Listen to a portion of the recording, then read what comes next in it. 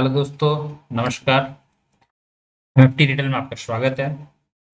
अच्छा, आज जो एक बहुत बार लोगों ने कमेंट किया कि ये ब्रॉडबैंड और आईएलएल, ठीक है, ये क्या है, इसके बारे में थोड़ा बताइए। बहुत लोग होता है जैसे बोलते हैं डाया बैंडविड्थ, ठीक है, ये ब्रॉडबैंड और आईएलएल इंटरनेट लीज लाइन दोनों में क्या अंतर है। तो देखिए, ये दो दृष्टिकोण से आप समझ सकते हैं कि अगर आप कोई कॉर्पोरेट यूजर हैं और अगर आप आईएलएल चलाएं या ब्रॉडबैंड चलाएं, ये चीज़ समझना चाहते हैं, आपको आपको ऐसा लगता है कि आईएलएल बढ़िया इंटरनेट होता है, ब्रॉडबैंड थोड़ा खराब होता है, तो ये सारा मतलब हम इसको बहुत मैंने सिंपल भाषा में इसको डिस्कस करने की कोशिश करेंगे कि ब्रॉडबैंड और आईएलएल में क्या होता है। ठीक है, देखिए, ब्रॉडबैंड जो है, हम इसको एक प्रेजेंटेशन छोटा सा बनाए हुए हैं, उसके थ्रू आपको समझाएंगे। ठीक है, ब्रॉडबैंड क्या होता है ना कि ये एक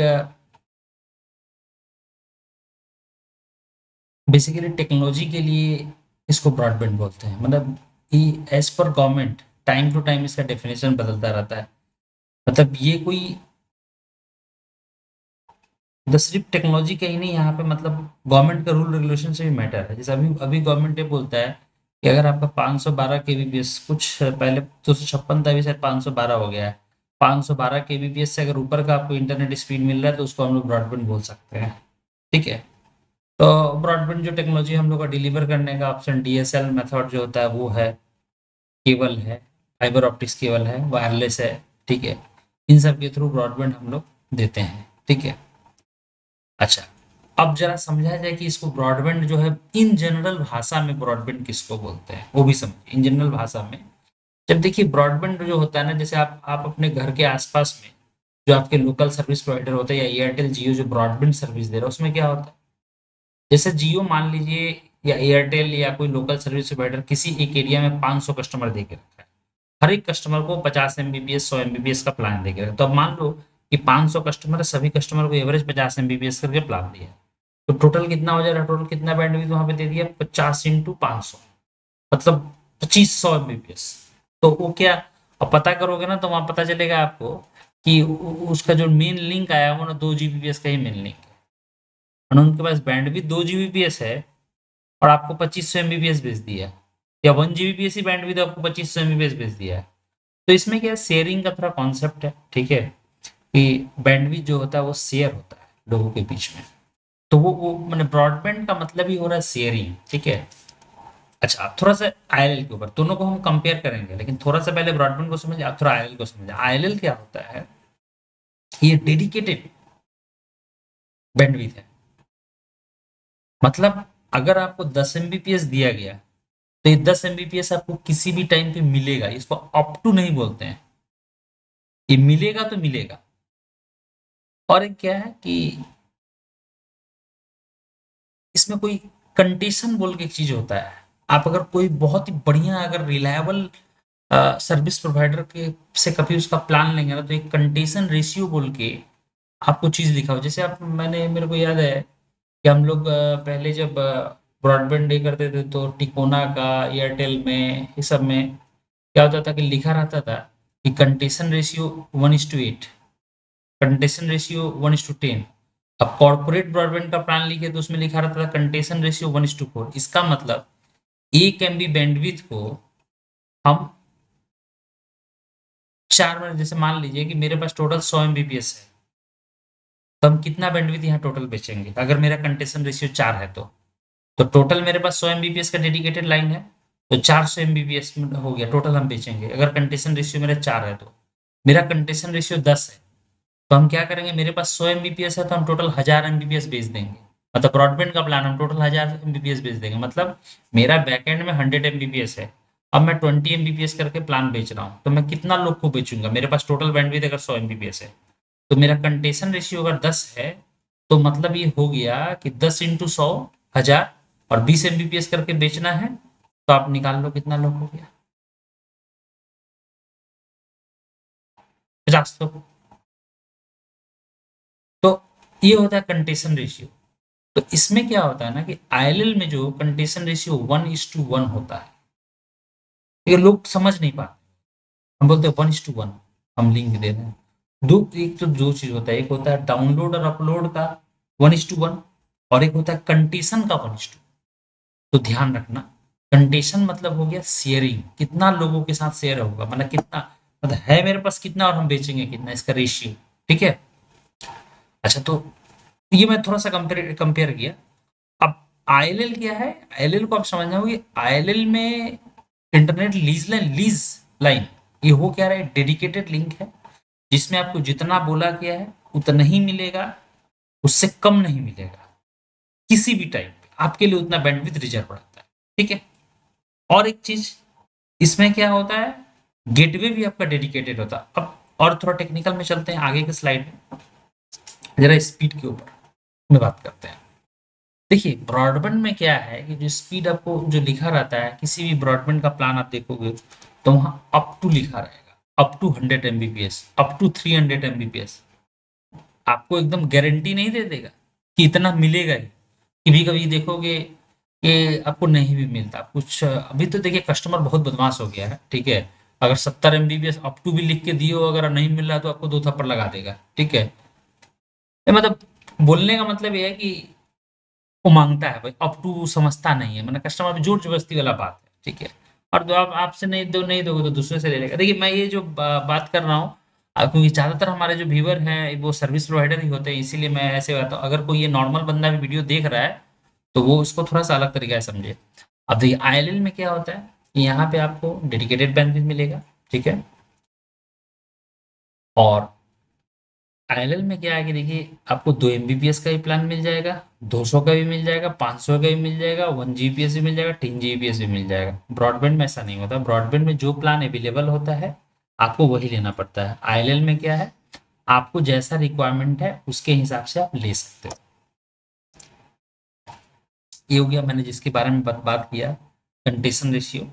मतलब कंटेशन रेशियो का मतलब जैसे मान लो कि एक सर्विस प्रोवाइडर है। ठीक है। मान लेते हैं एमएफटी एक सर्विस प्रोवाइडर है। ठीक है। अब एमएफटी का मान लीजिए कि 200 Mbps मेरे पास, मान लो कि मैं एक लोकेशन पकड़ा, मान लो कि मैं पकड़ लिया कि मेरा पटना में 200 Mbps मेरे पास बैंडविड्थ है। ठीक है। मैंने एयरटेल से 200 Mbps का बैंडविड्थ ले लिया, मैं वहां पे ब्रॉडबैंड का बिजनेस शुरू करूंगा। मैंने कंटेशन रेशियो जो रखा वो रख दिया 1:5। मतलब मैं 200 को 5 से गुना कर दूंगा और मैं मानूंगा कि मेरे पास 1000 Mbps बैंडविड्थ बेच सकते हैं। अब मैं मान लो कि मेरा अलग अलग तरीका का प्लान बना दिया, 50 MB 100 Mbps का, और मान लो 100 Mbps का प्लान ही मेरा बिक रहा है, तो मैं टोटल मेरा कंटेशन रेशियो कितना था, 5। मेरे पास बैंडविड्थ कितना है, 200 Mbps। तो 5 इंटू 200 कितना होगा, 1000। और मैं 100 Mbps का प्लान बेच रहा हूँ, तो मैं टोटल कितने लोगों को बेचूंगा, 10 लोगों को। तो ये होता है कंटेशन रेशियो। ठीक है। और आईएलएल में क्या है, कंटेशन रेशियो बोल के कोई कंसेप्ट, मैंने यहाँ पे कंटेशन रेशियो 1:1, मतलब जितना है भैया आपको एकदम उतना ही मिलना है। ठीक है। आप जैसे ब्रॉडबैंड में क्या होता है ना कि बहुत बार कभी कभी कुछ मतलब एकदम बहुत ज्यादा अगर डिमांड आ जाता है तो उस समय देखोगे आपका मैंने इंटरनेट स्लो हो जाएगा, लेकिन आईएलएल में ऐसा नहीं होता है। आईएलएल में आपको एवरी टाइम आपका जितना डेडिकेटेड बैंडविड्थ है वो मिलेगा, चाहे वो पीक आवर हो, चाहे नॉर्मल आवर हो, चाहे जो भी हो। ठीक है। इसीलिए आप सुनोगे कि बड़े बड़े जो कॉर्पोरेट होते हैं या जो आईएसपी बैंडविड्थ लेता है तो वो सारे आईएलएल कनेक्टिविटी को लेते हैं। वो लोग ब्रॉडबैंड को लेके रीसेल मैंने ब्रॉडबैंड को लेके हम मल्टीपल यूजर नहीं चले। जैसे सपोज करो मेरा ऑफिस है, मेरा 50 यूजर है, वही तो मेरे को तो 50 यूजर चलाना है, तो यहाँ तो फिर वो होगा ब्रॉडबैंड को लेके हम उसको डिस्ट्रीब्यूट करेंगे, वो होगा नहीं, क्योंकि मेरा ऑल टाइम कंटेंट वहाँ पर जो डेटा का ट्रैफिक रहेगा वो ऐसे ही ज्यादा रहेगा। ठीक है। तो एक कंटेशन रेशियो हो गया। अच्छा, ये एसएलए सर्विस लेवल एग्रीमेंट, ये बहुत इंपॉर्टेंट चीज है, समझिएगा। ब्रॉडबैंड जब आप कनेक्शन लेते हैं तो उसमें कोई सर्विस लेवल एग्रीमेंट नहीं होता है। मतलब मान लीजिए कि ब्रॉडबैंड लिया, वो 4 घंटा 5 घंटा डाउन भी रह गए, तो आप कुछ मैंने लीगली कुछ नहीं बोल सकते सर्विस प्रोवाइडर को। ठीक है। और मान लो कि वहां पे क्या होता है, एक ब्रॉडबैंड में एक नॉर्मल एक आपको टेलीफोन नंबर मिला रहता है। ठीक है। उसके थ्रू आपको रिस्पॉन्स लेना पड़ता है, उसके थ्रू आपको कंप्लेन वम्प्लेन लॉक करना पड़ता है। आईएलएल में क्या आपके पास डेडिकेटेड एक आपके लिए टीम होता है। ठीक है। आप कंप्लेन लॉक करोगे, आपको ओवर द मेल रिप्लाई मिलेगा ऑन टाइम, आपको ईटीआर मिलेगा, एस्टिमेटेड टाइम टू रिजॉल्व बताएगा कितना देर में आपका रिस्पॉन्स आएगा, और उनका एक सर्विस लेवल एग्रीमेंट होता है। कि आपका सर्विस अप टाइम एसएलए कितना है। अप टाइम एसएलए बोला जाएगा 99%, मतलब 99% अप टाइम एसएलए बोलने का मतलब 1% डाउन हो सकता है। तो महीने का 1% निकालोगे तो कुछ 6 घंटा आता है कि 6 घंटा से ज्यादा पूरा महीना में डाउन नहीं होगा, उससे ज्यादा डाउन होगा तो उसके लिए क्या है, आपको कंपनसेशन मिलेगा। जैसे मान लो कि 6 घंटा तक डाउन हुआ तो आपको क्या है, कुछ मतलब उतना तक अलाउ है 99% एसएलए में। अब मान लो उसके बाद है कि 98% हो गया तो 1% एक्स्ट्रा हुआ, तो उसके हिसाब से आपको पैसा रिफंड करेगा बिल में से। ठीक है, आप कभी कोई टेंडर डॉक्यूमेंट डॉक्यूमेंट अगर पढ़ोगे तो वहां से आपको समझ में आ जाएगा कि कैसे होता है, या किसी कंपनी का एसएलए भी लेके देखोगे तो समझ में आ जाएगा। एसएलए को अगर बहुत अच्छे से कोई समझना चाहता है, कोई अगर आईएसपी है जो वीडियो को देख रहा है, तो आप हमसे कांटेक्ट कीजिएगा, हम लोग आपको एसएलए के बारे में अच्छे से समझा देंगे। Reliability and service quality. देखिए, अगर आप कोई घर में या ऑफिस में अगर आपका काम बहुत इंपॉर्टेंट नहीं है, ठीक है, तब तो आप ब्रॉडबैंड लेके चला सकते हैं। जैसे सपोज कीजिए मेरा एक जनरल ऑफिस है, मैं यहाँ से मान लो कि मेरा कोई दुकान है कुछ है, और मैं कभी कभार मेरे को इंटरनेट जरूरत पड़े, जैसे जीएसटी फाइलिंग वाइलिंग ये सब के लिए पड़ता है, ठीक है, तो ठीक है ब्रॉडबैंड आप लीजिए, आप काम कीजिए, कोई दिक्कत नहीं है। मान लो अब मेरा काम कुछ ऐसा क्या है, मैं मान लो कि मैं स्टॉक ब्रोकिंग, मेरा हाउस है स्टॉक ब्रोकिंग का, ठीक है। अब हम स्टॉक ब्रोकिंग का मेरा फॉर्म चल रहा है, तो उस टाइम क्या पूरा जो ट्रांजेक्शन रियल टाइम में है, मैं ब्रॉडबैंड नहीं चला सकता हूँ। क्यों नहीं चला सकता? एक तो ब्रॉड मेरा बैंडविड्थ डेडिकेटेड नहीं है, दूसरा ब्रॉडबैंड में जो गेट होता है वो कॉमन होता है। मान लो कि उस जो ब्रॉडबैंड का जो बीएनजी राउटर होता है, बीएनजी से अगर मान लो कि 5,000 लोग कनेक्ट है, तो 5,000 लोगों का जो गेटवे है कॉमन है। अगर उस बीएनजी पे अटैक होगा तो मेरा भी चला जाएगा, मतलब उस बीएनजी के गेटवे पे अटैक हो जाएगा तो मेरा भी बैंडविड्थ बैठ जाएगा। लेकिन आपका जो आईएलएल होता है, हर एक आईएलएल के कस्टमर के लिए उसका गेटवे अलग होता है, ठीक है, ये ध्यान दीजिएगा। आईएलएल जो लोग यूज करते हैं ना, या मैंने जिनको इनको जैसे मान लो आज की डेट में बहुत सारे ऐसे ऑर्गेनाइजेशन को मैंने देखा है, जो लोग बड़े बड़े ऑर्गेनाइजेशन है वो लोग भी ब्रॉडबैंड पे शिफ्ट कर रहे हैं कॉस्ट कटिंग करने के लिए।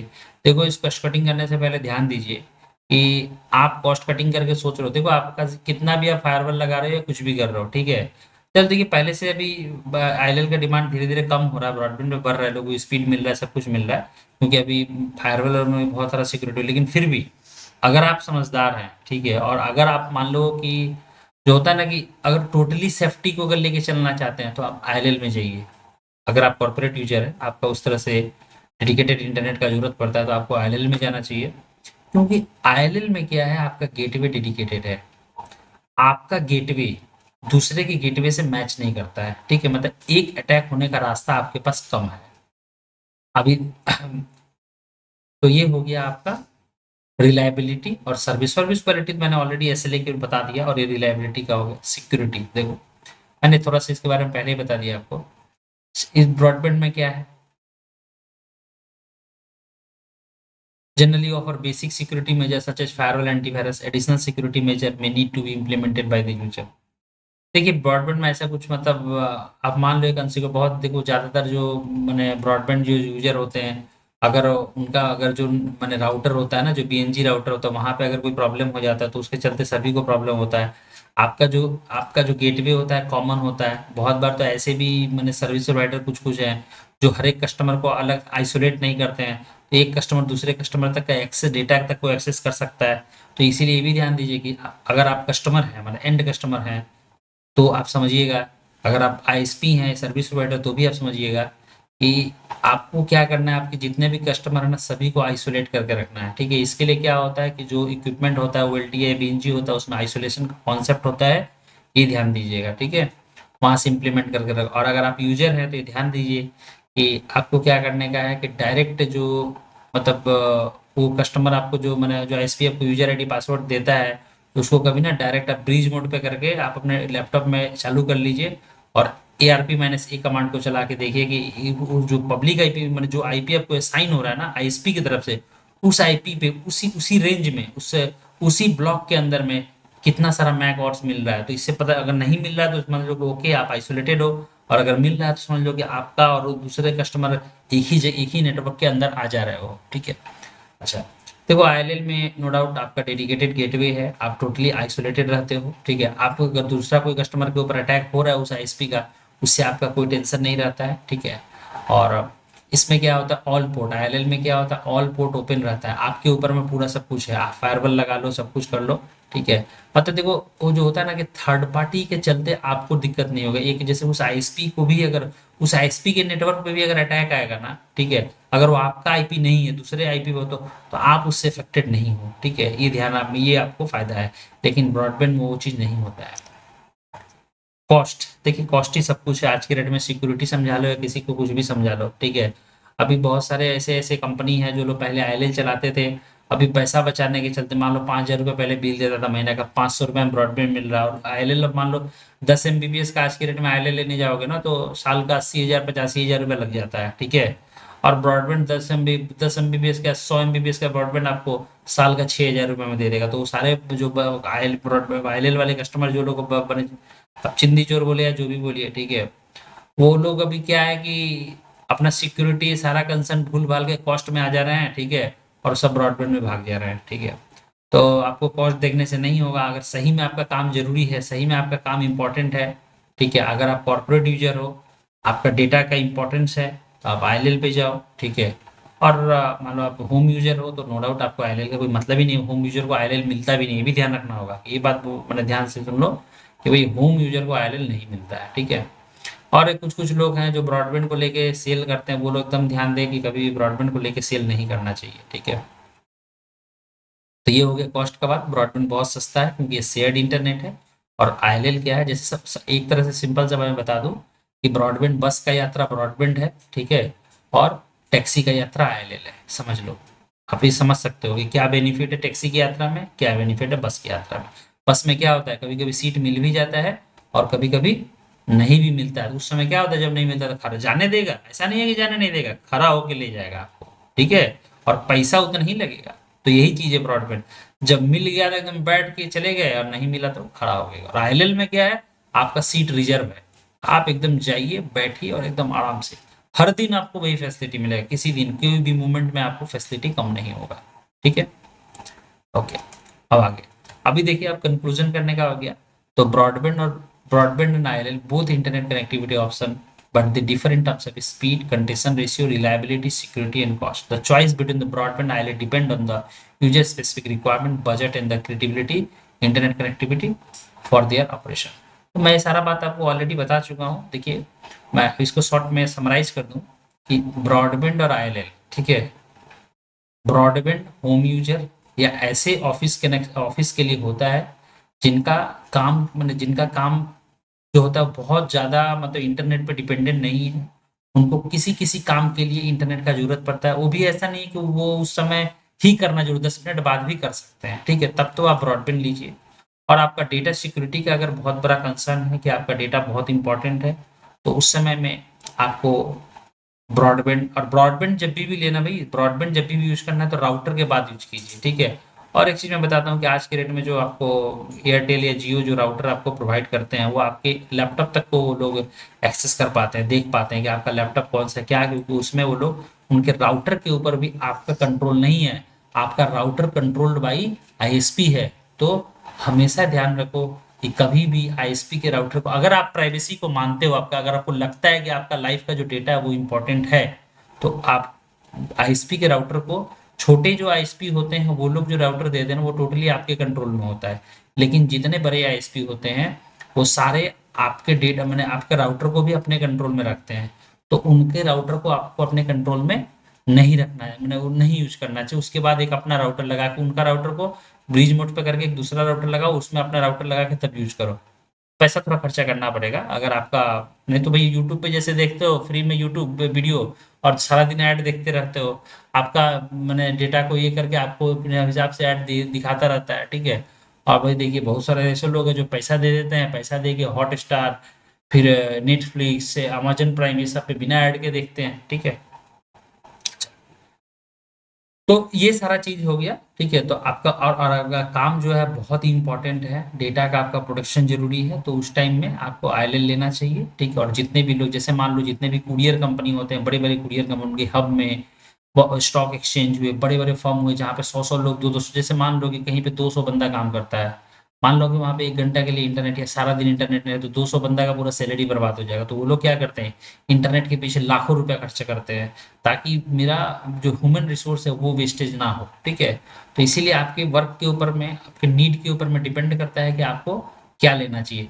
आशा करता हूँ दोस्तों कि मैं आपको ब्रॉडबैंड और आईएलएल का डिफरेंस को समझाने में सफल रहा हूँ। ठीक है, अगर फिर भी आपको कुछ लगता है कि इसमें और मेरे को जोड़ना चाहिए था तो आप मेरे को बताइएगा। ठीक है, हम आगे इसको फिर से एक बार रिविजिट करके एक बार नए से इसको वीडियो को बढ़ाने की कोशिश करेंगे अगर कुछ छूटा होगा तो। ठीक है, थैंक यू दोस्तों, नमस्कार, बाय बाय।